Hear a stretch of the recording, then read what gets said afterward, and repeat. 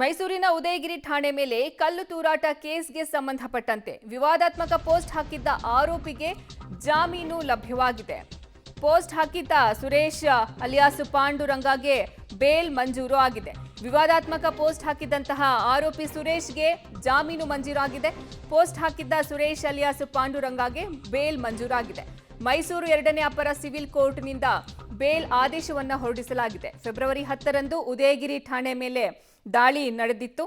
ಈ ಮೈಸೂರಿನ ಉದಯಗಿರಿ ಠಾಣೆ ಮೇಲೆ ಕಲ್ಲು ತೂರಾಟಕ್ಕೆ ಕೇಸ್ಗೆ ಸಂಬಂಧಪಟ್ಟಂತೆ ವಿವಾದಾತ್ಮಕ ಪೋಸ್ಟ್ ಅನ್ನು ಹಾಕಿದಂತಹ ಆರೋಪಿ ಸುರೇಶ್ ಅಲಿಯಾಸ್ ಪಾಂಡುರಂಗಗೆ ಬೇಲ್ ಮಂಜೂರಾಗಿದೆ. ಉದಯಗಿರಿ ಗಲಭೆಗೆ ಸಂಬಂಧಿಸಿದಂತೆ ಏನು ಆರೋಪಿ ಸತೀಶ್ ಅಲಿಯಾಸ್ ಪಾಂಡುರಂಗ ಅವ್ರನ್ನ ಕಳೆದ 7 ದಿವಸದಿಂದ ಅವರು ಜುಡಿಷಿಯಲ್ ಕಸ್ಟಡಿ ಇದ್ದರು. ಅದಕ್ಕೆ ಸಂಬಂಧಪಟ್ಟಂತೆ ನಾವು ಜಾಮೀನು ಅರ್ಜಿಯನ್ನು ನ್ಯಾಯಾಲಯದಲ್ಲಿ ಸಲ್ಲಿಸಿದ್ವು. ಇವತ್ತು ಸದರಿ ಜಾಮೀನು ಅರ್ಜಿಯನ್ನು ನ್ಯಾಯಾಲಯ ಪುರಸ್ಕರಿಸಿದೆ. ಆರೋಪಿಯನ್ನು ಜಾಮೀನಿನ ಅಂದರೆ ಒಂದು ಶ್ಯೂರಿಟಿಯನ್ನು ತೆಗೆದುಕೊಂಡು ಬಿಡುಗಡೆ ಮಾಡಲಿಕ್ಕೆ ಆದೇಶ ಮಾಡಿದೆ. ಒಬ್ಬರು ಶ್ಯೂರಿಟಿಯನ್ನು ಕೊಡಲಿಕ್ಕೆ ಹೇಳಿದೆ. ನಾವು ಶ್ಯೂರಿಟಿಯನ್ನು ಕೊಟ್ಟಿದ್ದೀವಿ.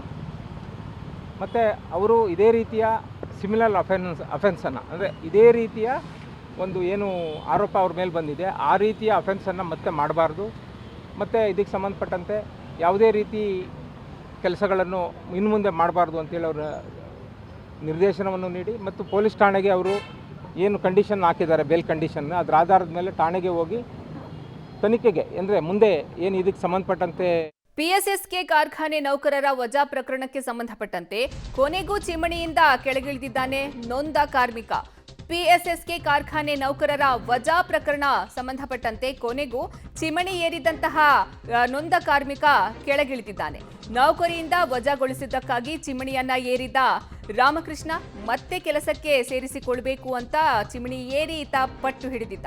ನಿರಾಣಿ ಶುಗರ್ಸ್ ಕಂಪನಿಯಿಂದ ಈ ಕಾರ್ಮಿಕ ವಜಾಗೊಂಡಿದ್ದ. ಇನ್ನು ವಜಾಗೊಂಡ ನೌಕರನನ್ನ ಮತ್ತೆ ಕೆಲಸಕ್ಕೆ ತೆಗೆದುಕೊಳ್ಳುವಂತೆ ಪತ್ರ ಬರೆಯಲಾಗಿದೆ. ಸದ್ಯ 3 ದಿನಗಳ ಕಾಲ ಸಮಯವನ್ನ ಕೋರಿದ್ದಾರೆ ನಿರಾಣಿ ಶುಗರ್ಸ್. ಪಿಎಸ್ಎಸ್ಕೆ ಕಾರ್ಖಾನೆ ನೌಕರರ ವಜಾ ಪ್ರಕರಣಕ್ಕೆ ಸಂಬಂಧಪಟ್ಟಂತೆ ಕೊನೆಗೂ ಚಿಮಣಿಯಿಂದ ಕೆಳಗಿಳಿದಿದ್ದಾನೆ ನೊಂದ ಕಾರ್ಮಿಕ. ಬೆಳಗಾವಿ ರೈತರಿಗೆ ಬೆಮೂಲ್ನಿಂದ ಗುಡ್ ನ್ಯೂಸ್. ಪ್ರೋತ್ಸಾಹ ಧನ ಹೆಚ್ಚಳವನ್ನ ಮಾಡಿದೆ ಬೆಮೂಲ್. ದರ ಹೆಚ್ಚಿಸಿದ ಅಧ್ಯಕ್ಷ ಬಾಲಚಂದ್ರ ಜಾರಕಿಹೊಳಿ. ಬೆಳಗಾವಿ ರೈತರಿಗೆ ಬೆಮೂಲ್ನಿಂದ ಗುಡ್ ನ್ಯೂಸ್ ಸಿಗ್ತಾ ಇದೆ. ಪ್ರೋತ್ಸಾಹ ಧನ ಹೆಚ್ಚಳವನ್ನ ಮಾಡಿದೆ ಬೆಮೂಲ್. ದರ ಹೆಚ್ಚಿಸಿದ್ದಾರೆ ಅಧ್ಯಕ್ಷ ಬಾಲಚಂದ್ರ ಜಾರಕಿಹೊಳಿ. ಎಮ್ಮೆ ಹಾಲಿಗೆ ₹3.40, ಇನ್ನು ಹಸು ಹಾಲಿಗೆ ₹1 ದರವನ್ನ ಹೆಚ್ಚಳ ಮಾಡಲಾಗಿದೆ. ದರ ಪರಿಷ್ಕರಣೆಯಿಂದ ಈಗ ಎಮ್ಮೆ ಹಾಲಿಗೆ ಪ್ರತಿ ಲೀಟರ್ಗೆ ₹50 ಆಗಿದೆ. ಇನ್ನು ಹಸುವಿನ ದರ ಪ್ರತಿ ಲೀಟರ್ಗೆ ₹35 ಆಗ್ತಾ ಇದೆ.